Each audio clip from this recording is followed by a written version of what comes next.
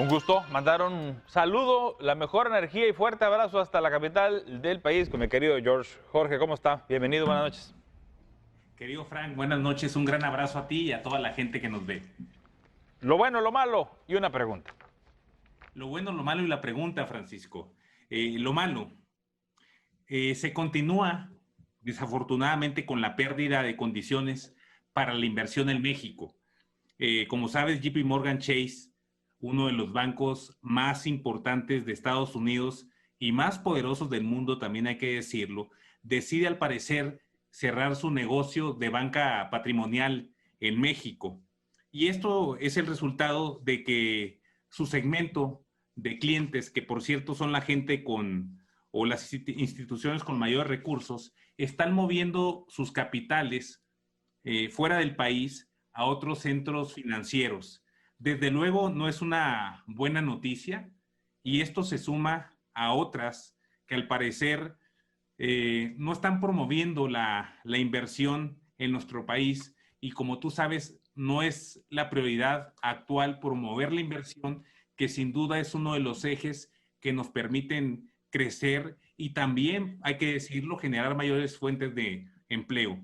De acuerdo con datos del Banco de México, se calcula que en 2020 salieron del país alrededor de 10,000 millones de dólares y estamos hablando que esto es un 40% más que 2019, donde ya habían salido alrededor de 6,000 millones de dólares.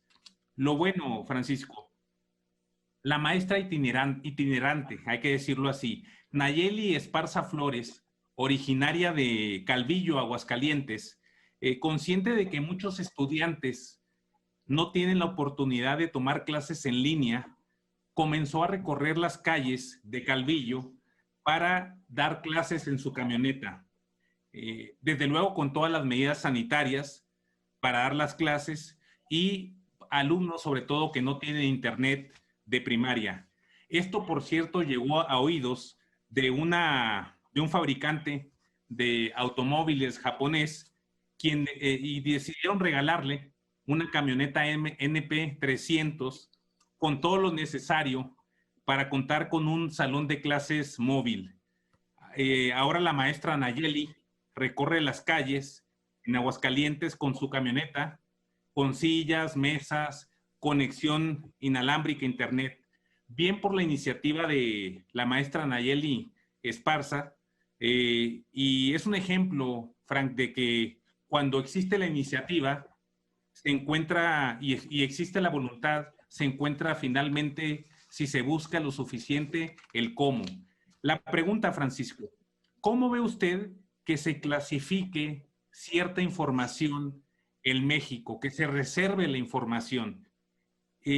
Porque resulta que el expediente, y como saben, del apagón ocurrido el pasado 28 de diciembre que afectó a más de 10 millones de personas en 2 estados del país, se decidió, o la CFE decidió reservarlo por 2 años. Es decir, en vez de entender y aprender de este hecho tan delicado, se decidió en esta ocasión reservar la información. No vemos que sea la manera de tratar los asuntos públicos, más lo más importante, desde luego, es su opinión. De ahí la pregunta, Francisco, ¿se debe o no clasificar la información pública en México? Francisco. La respuesta la da el propio presidente, digo, cuando no son asuntos del gobierno mexicano, ¿no? Cuando habló del caso de la DEA, ¿qué hizo? Transparentó, abrió y dijo, role, copias para todos, decíamos en el salón, ¿no? Pásate la copia, cachetes. Y empezó a rolar, o sea, se abrió públicamente. Era una investigación sobre temas de crimen, sobre el exsecretario de la Defensa Nacional de Peña Nieto, el general Cienfuegos, que dice que ya no tiene bronca, pero yo creo que de todas maneras no va a ir a Disneylandia, aunque abran. Ya dicen que ya van a abrir, yo creo que no va a ir. Pero cuando la transparencia no es de mi gobierno, pues hay que ser transparente. Pero cuando la transparencia es de mi gobierno, pues ahí mejor hacemos aplicamos la reserva. De por sí, amigo, usted y yo lo sabemos, lo que no está reservado, lo que debiera ser transparente, es un cohete conseguirlo. O sea, hay que hacer todo un ritual. El viernes pasado estuvo aquí el compañero, por cierto, mañana va a estar aquí el maestro Villa del Semanero Z, y nos dice que le tomó un año a él y a un equipo para hacer un reportaje sobre lo que acá en Baja California era una polémica con el C5I, aquel sistema de seguridad muy moderno y todo. Bueno, pues detrás de eso, y eso que no estaba reservado, por transparencia, en un año de pedir y de pagar, porque ahora ya la transparencia te la cobra, y de hacer un esfuerzo por tener documentos, pudieron darse cuenta, y no es el iceberg entero, nomás es la punta, de por lo menos 22,000 millones de pesos en dinero que alguien se clavó con aquel tema de seguridad. Pero tuvieron que hacer mucho esfuerzo los compañeros, el amigo y la gente de Z, para poder hacer esa investigación. O sea, debiera, o es lo que nos dijeron que iba a suceder cuando vinieran los organismos de transparencia, cualquier ciudadano poder pedir contratos, debiéramos poder, pues, aquella de la transparencia fue, ya lo sabíamos, pues una burla, hacernos creer, calmar poquito a la sociedad, ya, no te enojes, ya vamos a transparentar. Y después, bolas, el candado, este candado del cual usted hoy nos pregunta. Yo, por supuesto, creo que es aberrante que, sobre todo, el doble discurso. O sea, sí transparento, pero lo que me conviene. Transparentemos a los que estaban antes. Pero yo soy suficientemente bueno, entonces yo no ocupo estar transparentado. Sí, es correcto, Frank, y se puede caer en esa tentación, pero a final de cuentas los cargos públicos son pasajeros y en el largo plazo lo que más le conviene al ciudadano es que se vaya transparentando la información, porque de esa manera es como se aprende. El trabajo periodístico, muy importante en el país, ha sido un esfuerzo a veces de los únicos que existe para transparentar las cosas, pero a últimas fechas los esfuerzos que se han hecho en México para transparentar la información, finalmente a quien benefician es a la gente. Entonces, ojalá sigamos valorando como sociedad que se transparente toda la información, porque es la manera de que el gobierno vaya mejorando en el mediano y largo plazo también, Francisco. La Casa Blanca de la Gaviota, de Peña Nieto, la estafa maestra, muchas historias que, por cierto, dieron paso a la posibilidad de que cayera el régimen del PRIAN, como los bautizaba el entonces candidato y presidente de la República.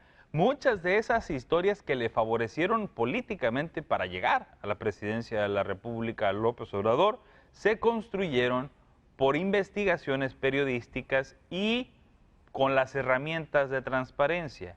Pero esto no debiera ser un tema de periodistas nada más. Esto debiera ser el tema de todos los ciudadanos, los que nos ven en casa. Todo el mundo debiéramos tener la cultura de exigirle cuentas. Yo a veces lo comento aquí con el público. La gente a veces ve a los políticos llegar aquí al estudio o a la mesa, se enojan, ya no los quieren ni oír. No entendemos que es al revés. Es escuchando, cuestionando y jalando un poquito más la liga. O sea, es a partir de sus declaraciones que los podemos hundir, literalmente, como políticos. A partir de lo que ellos digan, por la boca muere el pez, que no. Entonces, dejarlos hablar y jalar, y después de lo que nos digan, incluso, no porque digan creer, cuestionar e ir a solicitar los papeles que nos digan si lo que cuentan es real. Pero cuando le ponen ese plumón negro que dice, ábrase hasta que yo me vaya, allá en el 2024, pues entonces hasta entonces sabremos ya de aquí dónde lo vamos a hallar. Y más con el tema energético, Francisco. Sin duda, la cuestión de la energía en el mundo cada vez se supone que va a ser más barata y más limpia. Entonces, tenemos que pues estar abiertos a entender qué es lo que está sucediendo y qué vamos a hacer finalmente para que eso suceda.